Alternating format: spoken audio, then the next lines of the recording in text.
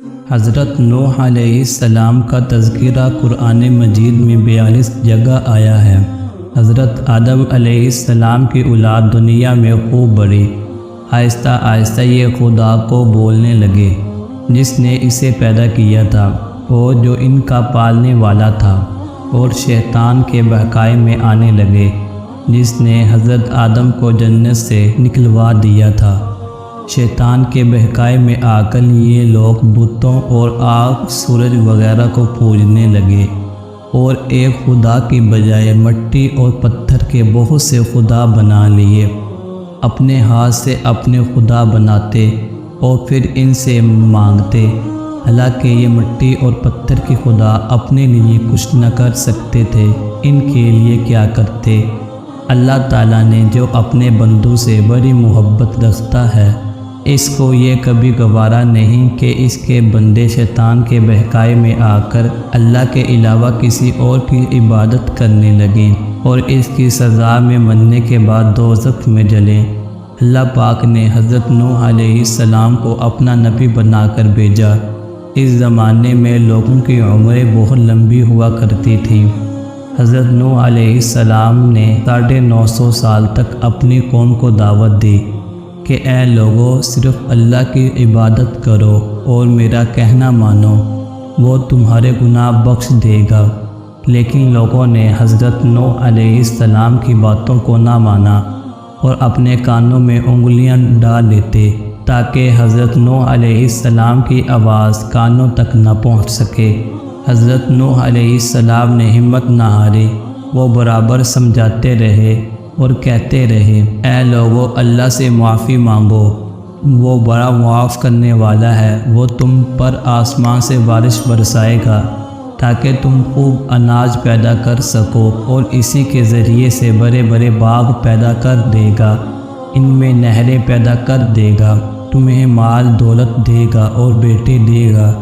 تمہیں کیا ہو گیا ہے کہ تم خدا کو نہیں مانتے؟ حالانکہ اس نے آسمان بنایا، چاند اور سورج بنایا، اس نے تم کو مٹی سے پیدا کیا اور پھر اس مٹی میں ایک دن تم مل جاؤ گے اور پھر قیامت کے دن اسی مٹی سے تم کو دوبارہ زندہ کرے گا۔ لیکن لوگوں نے اپنے بتوں کو نہیں چھوڑا اور حضرت نوح علیہ السلام سے کہنے لگے کہ ہم اپنے بتوں کو ہرگز نہ چھوڑیں گے، اور ہم تو تم کو اپنے جیسا آدمی ہی دیکھتے ہیں، اور تمہارا کہنا بھی صرف چند غریب لوگوں نے مانا، اور ہم تو تم کو جھوٹا سمجھتے ہیں۔ حضرت نوح علیہ السلام نے کہا کہ اے میری قوم، میں تم کو جو نصیحت کرتا ہوں اس کے بدلے میں تم سے کوئی مال و دولت نہیں چاہتا، اور جو غریب آدمی مسلمان ہوئے ہیں اور اللہ پر ایمان لائے ہیں، ان کو میں اپنے پاس سے تمہارے کہنے سے نہیں نکالوں گا۔ اگر میں ان کو اپنے پاس سے نکال دوں تو خدا کے عذاب سے مجھے کون بچائے گا؟ اگر میں ایسا کروں گا تو بہت ناانصاف ہو جاؤں گا۔ ان کی قوم کے لوگوں نے کہا، اے نوح علیہ السلام، تم نے ہم سے جھگڑا بہت کر لیا، اگر تم سچے ہو تو جس عذاب سے تم ہم کو ڈراتے ہو وہ لے آؤ۔ حضرت نوح علیہ السلام نے کہا کہ جب اللہ پاک چاہیں گے عذاب لے آئیں گے۔ اللہ تعالیٰ نے حضرت نوح علیہ السلام کو وحی کے ذریعے حکم بھیجا کہ تمہاری قوم میں جو لوگ ایمان لا چکے ہیں ان کے علاوہ اور کوئی ایمان نہیں لائے گا۔ تم غم نہ کرو، ایک کشتی بناؤ۔ حضرت نوح علیہ السلام نے خدا کے حکم کے مطابق کشتی بنائی، اور جب ان کی قوم کے سردار ان کے پاس سے گزرتے تو ان کو کشتی بناتے ہوئے دیکھتے تو ان کا مذاق کرتے۔ حضرت نوح علیہ السلام نے ان کے مذاق کے جواب میں کہتے کہ آج مذاق کر لو، کل جب تمہارے اوپر عذاب آئے گا تو اس وقت ہم تمہارا مذاق کریں گے۔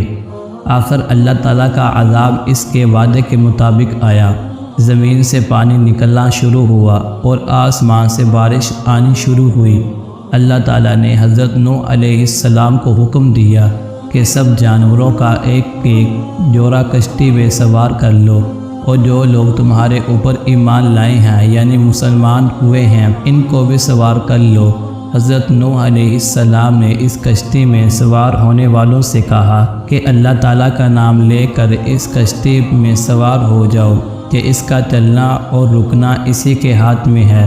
اللہ تعالیٰ بڑا بخشنے والا مہربان ہے۔ کشتی ان سب کو لے کر لہروں میں چلنے لگی تو اس وقت حضرت نوح علیہ السلام نے اپنے بیٹے سے کہا، اے بیٹے، ہمارے ساتھ سوار ہو جاؤ اور کافروں کے ساتھ مت ہو۔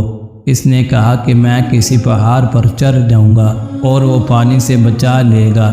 حضرت نوح علیہ السلام نے کہا، آج خدا کے عذاب سے سوائے خدا کے کوئی بچانے والا نہیں۔ اتنے میں دونوں کے درمیان ایک پانی کی لہر اٹھی اور وہ ڈوب گیا۔ پھر خدا تعالیٰ نے زمین کو حکم دیا کہ اپنا پانی نگل جا، اور آسمان کو بھی حکم دیا کہ پانی برسانا بند کر دے، یہاں تک کہ پانی خشک ہو گیا اور تمام کافر دنیا میں ختم کر دیے گئے۔ حضرت نوح علیہ السلام کی کشتی جودی پہاڑ پر ٹھہری۔ حضرت نوح علیہ السلام نے اپنے پروردگار سے عرض کیا، اے میرے رب، میرا بیٹا بھی میرے گھر والوں میں سے ہے اور آپ کا وعدہ سچا ہے۔ یعنی حضرت نوح علیہ السلام کا مطلب تھا کہ اے اللہ، آپ نے وعدہ فرمایا تھا کہ تیرے گھر والوں کو اس طوفان سے بچا لوں گا، پھر میرے بیٹا کیوں ڈبایا؟ تو خدا تعالیٰ نے فرمایا کہ اے نوح، تیرا بیٹا تیرے گھر والوں میں سے نہیں تھا، کیونکہ اس کے اچھے عمل نہیں تھے۔